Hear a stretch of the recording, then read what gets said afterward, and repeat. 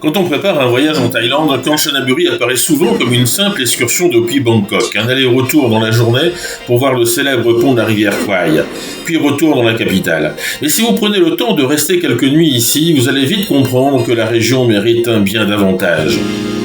Le soir venu, l'ambiance change complètement en direction le marché de nuit de Kanchanaburi. Les odeurs de brochettes grillées flottent dans l'air, les stands de desserts thaïlandais attirent les gourmands et les habitants viennent ici dîner en famille ou entre amis. C'est l'endroit parfait pour flâner, goûter quelques spécialités locales et sentir battre le cœur de la ville. À quelques kilomètres seulement, un autre décor vous attend, celui du spectaculaire Wat Tham Suea. Ce temple, perché au sommet d'une colline, domine une immense plaine de rizières.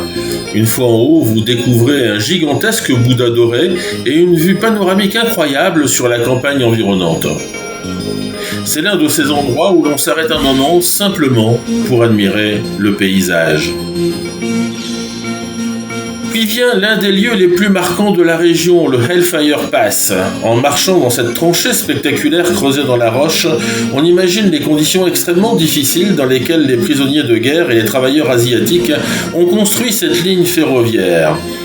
Le site est aujourd'hui un mémorial paisible, mais l'émotion est toujours bien présente. Et c'est justement là que le voyage prend une autre dimension. En poursuivant vers l'ouest, la jungle se referme peu à peu autour de la route et vous entrez dans le Say Yok National Park. Ici, la nature reprend totalement ses droits. Falaises calcaires couvertes de végétation, rivières paisibles serpentant dans la forêt, cascades cachées dans la jungle.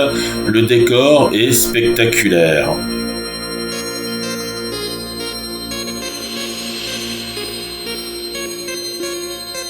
C'est aussi dans cette région que l'on peut voir l'une des lignes de train les plus impressionnantes de Thaïlande.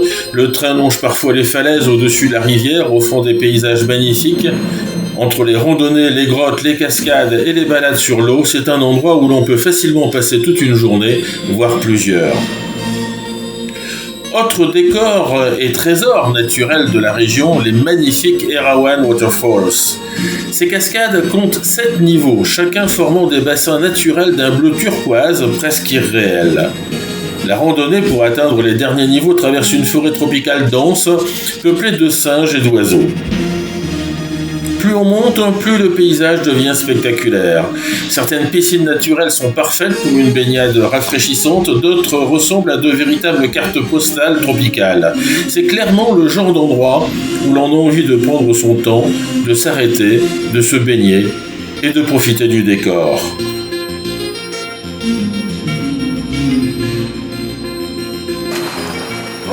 Et puis il y a aussi ces moments un peu magiques que l'on vit rarement ailleurs.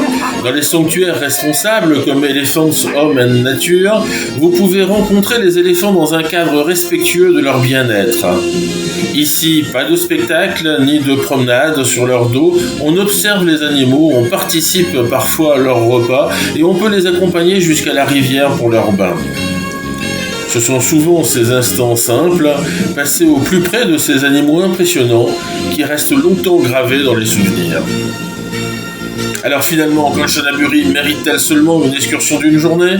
Probablement pas. Entre les temples perchés, les lieux de mémoire, les parcs nationaux et les cascades incroyables, la région a tout pour occuper plusieurs jours. Et pour vous montrer une autre facette de la Thaïlande, plus naturelle, plus paisible et profondément attachante.